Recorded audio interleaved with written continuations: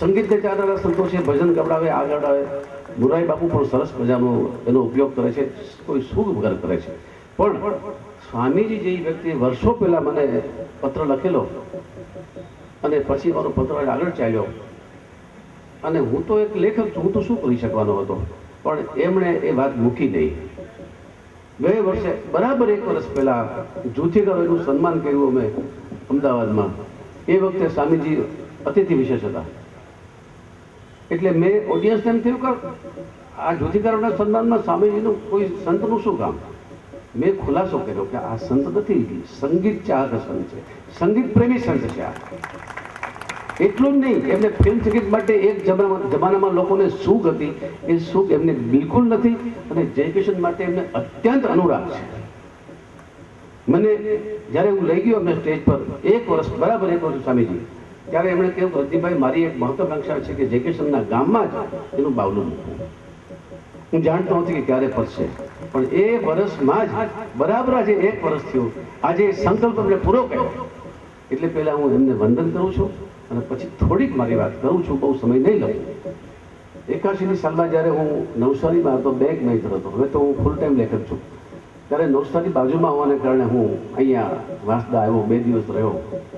અને એ વખતે મને વલસાડમાં જે ઓપ્ટિકલ્સ નામના દુકાન ધરાવનારા જયકિશનના ભાણેજ, એનું નામ પણ જયકિશન હતું, એ મને અહીંયા લાવ્યા. હું એમ લઈને અહીંયા આવ્યો. અહીંયા એમના જૂના બાળગોઠિયાઓને, એમના મિત્રોને, એમના શિક્ષકને મળ્યો, એમની શાળામાં હું ગયો, એમની સંગીત શાળામાં હું ગયો, એમના બેનને જઈને ચરણ સ્પર્શ કર્યા. પછી મારો ક્રમ રહ્યો છે એ પછી મેં લેખ લખ્યા, અને એ લેખની વાત તો જવા દઈએ, ત્યારે તો આત્મપ્રશંસા લાગે.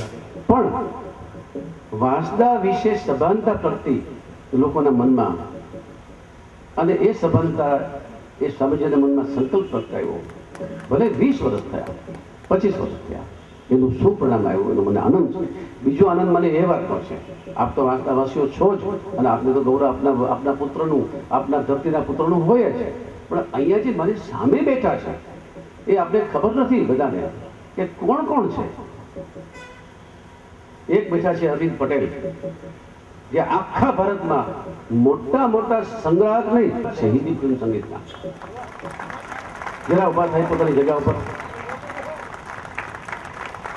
અને પૂર્વ સાંસદ હતા, એ રાજકારણ છોડી અને પૂર્ણ સમય આ સંગીતના સંગ્રહ, માત્ર સંગ્રહ નહીં, ફૂલનો ડગલો નહીં, સ્વામીજી એની વેણી બનાવી એમ જેમ બનાવે તો એ ફૂલનું સાર્થક્ય છે.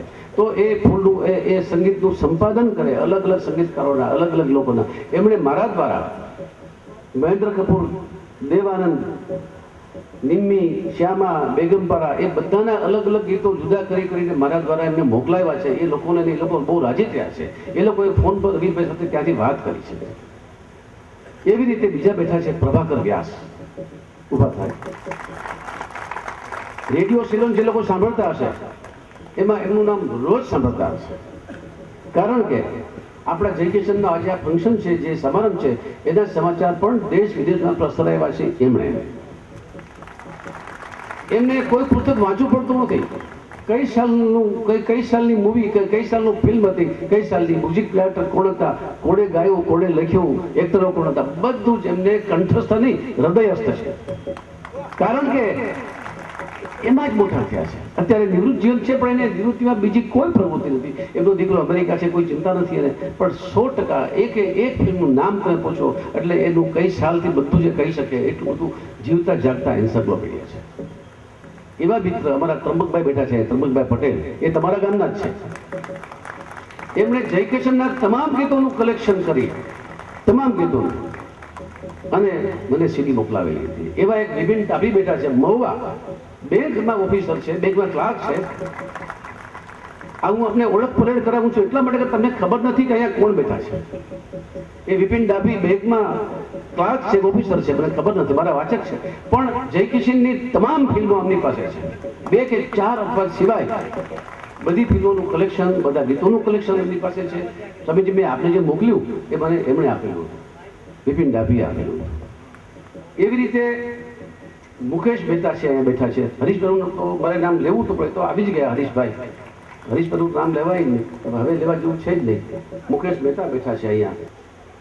ઈચ્છા પણ પ્રગટ થઈ છે કે આવી અમુક આવા મોટા માણસોની પ્રતિમાઓ અહીં આપણે મૂકી શકીએ તો તે ખરેખર લોકો માટે અને ખાસ કરીને નવી પેઢી માટે એ ખૂબ કંઈક એ લોકોને જૂનું જાણવાનું મળે એ રીતનું થઈ શકશે.